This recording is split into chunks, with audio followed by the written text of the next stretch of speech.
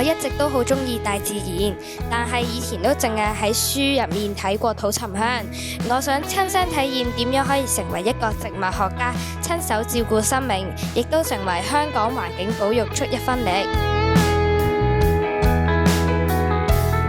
我印象最深刻就係去大嶼山南山樹木研習徑進行野外考察，劉博士親手教我哋點樣用專業工具幫植物進行呢個生長嘅評估。呢一次係我體驗科學家實地嘅工作，但係我哋喺山上面親眼見到野生土沉香俾非法砍伐留下嘅傷痕嗰陣，我覺得好心痛，亦都深刻咁樣意識到保育嘅迫切性。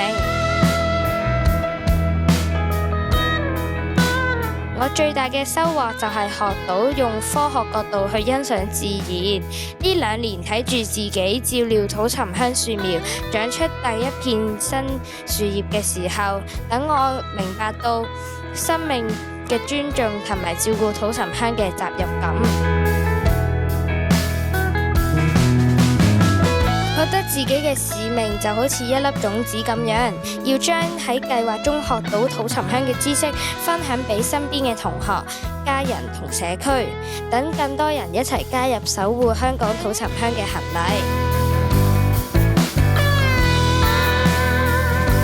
我覺得係滿載而歸。